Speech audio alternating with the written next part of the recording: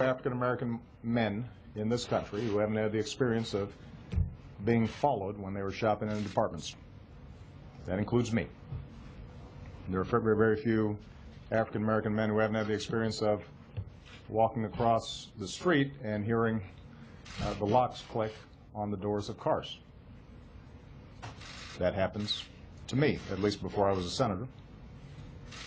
There are very few African Americans who haven't had the experience of getting on an elevator and a woman clutching her purse nervously and holding her breath until she had a chance to get off.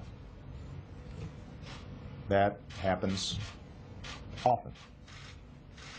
And I don't want to exaggerate this, but those sets of experiences inform how the African American community interprets what happened one night in Florida. And it's inescapable for people to bring those experiences to bear. The African American community is also knowledgeable that there is a history of racial disparities in the application of our criminal laws.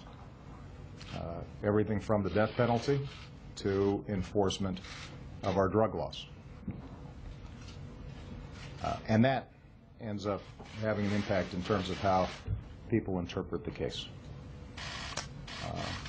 Now, this isn't to say that the African American community is naive about the fact that African American young men are disproportionately involved in the criminal justice system, that they're disproportionately both victims and perpetrators of violence.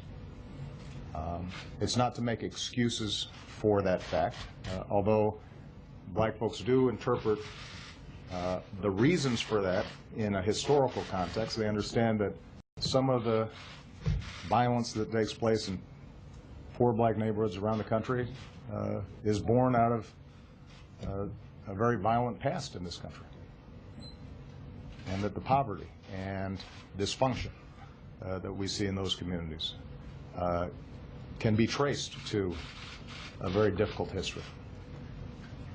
And so the fact that sometimes that's unacknowledged adds to the frustration. And the fact that a lot of African American boys are painted with a broad brush, and the excuse is given, well, there are these statistics out there that show that African American boys are more violent.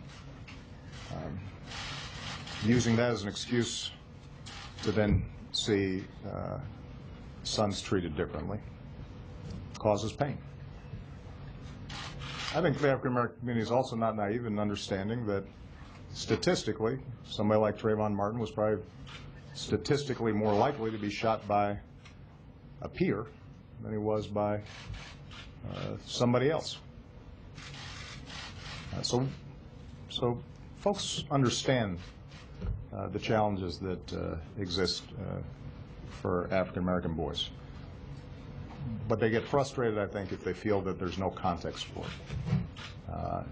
it, and that context is being denied. And